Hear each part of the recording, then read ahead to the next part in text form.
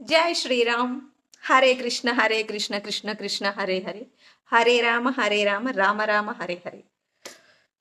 ఇప్పుడు మనం ద్రౌపదిని శ్రీకృష్ణుల వారు ఎందుకు కాపాడారో తెలుసుకుందామా? తప్పకుండా నేను తెలుసుకున్నా, మీకు కూడా చెప్తా. ద్రౌపది తన చెలికత్తెలతో నదీ తీరానికి స్నానానికి వెళ్తుంది. అప్పటికే నదిలో ఒక మహర్షి స్నానం చేయడం చూసి వీళ్ళందరూ చెట్టు కింద కూర్చుని ఆ మహర్షి వచ్చిన తర్వాత వీళ్ళు స్నానం చేద్దామని ఆగుతారు. చెట్టు కింద కూర్చున్నారు, గంటలు గడిచిపోయినాయి, సాయంత్రం అయిపోయింది అని ద్రౌపది నదీ తీరానికి వెళ్ళి, స్వామి మేము ఎప్పటి నుంచో స్నానానికి వెయిట్ చేస్తున్నాము, అది ఎదురు చూస్తున్నాము, మీరు వస్తే మేము స్నానం చేసి వెళ్తాం అంటదట. అమ్మ, నా బట్టలు నదీ తీరాన పెట్టి నేను స్నానానికి వచ్చాను, అవి గాలికి ఎగిరిపోయినాయి అంటాడంట ఆయన, ఆ మహర్షి. సరే, ద్రౌపది ఏం చేస్తుంది, తన చీరలోని కొంత భాగం చింపి ఆయనకి ఇవ్వడానికి ప్రయత్నిస్తే అది కూడా గాలికి ఎగిరిపోతుంది.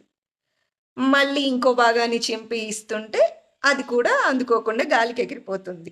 ఇంకా కొంత తీద్దామని ట్రై చేస్తే ఆయన అంటాడు, అమ్మ మీరు నాకు ఇది కూడా తీసేస్తే మీ ఒంటి మీద ఏముండదు, మీ చెలికెత్తెల సాయం తీసుకోండి అంటాడంట. చెలికెత్తెలను అడుగుతుంది ద్రౌపది. వాళ్ళు మేము ఇవ్వమంటే ఇవ్వం, కుదరదంటే కుదరదు అంటారు. సో నెక్స్ట్ ఆవిడ ద్రౌపది ఇంటికి వెళ్ళి ఆ స్వామికి ఒక వస్త్రాన్ని తీసుకొచ్చి ఇచ్చేసిస్తే అది తీసుకుని ఆయన బయటకు వస్తారు. ఆ మహర్షి బయటకు వచ్చి, ఆపద సమయంలో నువ్వు నన్ను ఆదుకున్నందుకు, నీకు చాలా పెద్ద ఆపద ఉన్న సమయంలో శ్రీకృష్ణుల వారు వచ్చి నేను కాపాడుతాడు అంటారంట. జై శ్రీకృష్ణ.